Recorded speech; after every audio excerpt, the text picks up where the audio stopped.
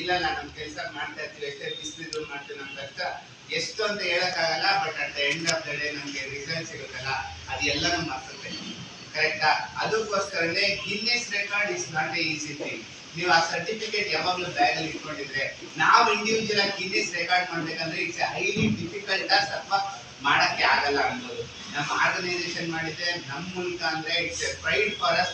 ಇನ್ನೊಂದು ಹೇಳ್ತೀನಿ, ನಮ್ ಕೆಲಸ ತುಂಬಾ ಕಷ್ಟ, ಬಟ್ ಕಷ್ಟ ಅಂತ ನಾವು ಬಿಡಬಾರ್ದು.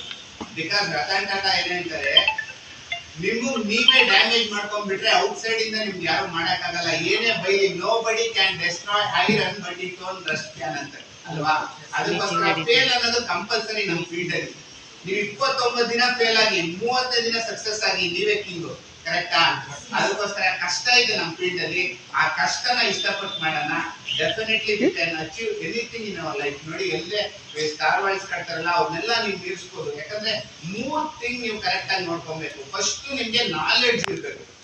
ಗ್ಯಾಪ್ ಅಂತ ಕರಿತೀವಿ. ನಿಮ್ ಮನೇಲಿ ಏನಾದ್ರು ಒಂದ್ ಸಣ್ಣ ಗ್ಯಾಪ್ ಇದ್ರೆ ಅದನ್ನ ಫಿಲ್ ಮಾಡಕ್ ನೋಡ್ತೀರಾ. ಅದೇ ತರ ನಿಮ್ಗೆ ನಾಲೆಡ್ಜ್ ಅಲ್ಲಿ ಗ್ಯಾಪ್ ಇರಬಾರ್ದು. It's A very important. ಯಾವಾಗ ನಿಮ್ಗೆ ಚೆನ್ನಾಗಿ ನಾಲೆಡ್ಜ್ ಇರುತ್ತೆ, ಅವಾಗ 100% ಕಸ್ಟಮರ್ ಹತ್ರ ಬಿಸ್ನೆಸ್ ತರ್ತೀರಾ. ನಾವ್ LIC ಥ್ಯಾಂಕ್ಫುಲ್ ಆಗಿರ್ಬೇಕು. ಯಾಕಂದ್ರೆ ಎಲ್ಲಾ ತರ ಪ್ರಾಡಕ್ಟ್ಸ್ ಇದೆ. ಲೋ ರಿಸ್ಕ್ ಇದೆ, ಮೀಡಿಯಂ ರಿಸ್ಕ್ ಇದೆ, ಹೈ ರಿಸ್ಕ್ ಇದೆ. ಇನ್ನೇನ್ ಬೇಕು? ಒಂದ್ ಕಸ್ಟಮರ್ ಮುಂದೆ ಕನ್ವಿನ್ಸ್ ಮಾಡೋದು ತುಂಬಾ ಈಸಿ. ನಿಮ್ಗೆ ಬೇಕಾಗಿರೋಂತ ನಾಲೆಡ್ಜ್ ನ ಡೆವಲಪ್ ಮಾಡಿಕೊಳ್ಳಿ. ಒಳ್ಳೆ ಸರ್ವಿಸ್ ಕೊಡಿ. ನಾನು ಸರ್ವಿಸ್ ಕೊಟ್ಟಿದ್ದೀನಿ, ಪಾಲಿಸಿ ಕೊಡಿ ಅಂತ ಕೇಳ್ಬೇಡಿ. ಒಳ್ಳೆ ಸರ್ವಿಸ್ ಕೊಟ್ಟಿದ್ದೀನಿ, ನಮ್ಮ ಹತ್ರ ಒಂದು ಒಳ್ಳೆ ಫೈನಾನ್ಷಿಯಲ್ ಪ್ಲಾನ್ ಇದೆ, ನಾನು ಡಿಸ್ಕಸ್ ಮಾಡ್ತೀನಿ.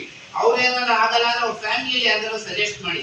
55 ವರ್ಷದವ್ರಿಗೆ ನಾವು LIC 55 ವರ್ಷದವ್ರ ಪ್ಲಾನ್ ಇಲ್ಲ ಅಂತ ನಾವು ಬೈಬಾರ್ದು. ಅವ್ರಿಗೆ ಹೇಳಿ, ನೀವು ತಗೊಬೇಕಾಗಿತ್ತು, ನೀವು ರೈಟ್ ಟೈಮ್ ಅಲ್ಲಿ ತಗೊಂಡಿಲ್ಲ. 55 ವರ್ಷದವ್ರಿಗೆ ನಮ್ಮ LIC ಪ್ಲಾನ್ ಇಲ್ಲ ಅಂತ ನಾವು ಬ್ಲೇಮ್ ಮಾಡಬಾರ್ದು. ರೈಟ್ ಏಜ್ ಅಲ್ಲಿ ಅವ್ರ ಪಾಲಿಸಿ ತಗೊಂಡಿಲ್ಲ. ಕರೆಕ್ಟ್ ಅಲ್ವಾ? ಅದಕ್ಕೋಸ್ಕರ ಅವ್ರ ಮನೇಲಿ ಯಾರನ್ನ ನಾವು ಇನ್ಶೂರ್ ಮಾಡ್ಬೋದು, ಅವ್ರಿಗೆ ಮಾಡಿ. ಎಲ್ಲರಿಗೂ ಕೂಡ ಥ್ಯಾಂಕ್ಸ್ ಹೇಳಕ್ ಇಷ್ಟಪಡ್ತೀನಿ.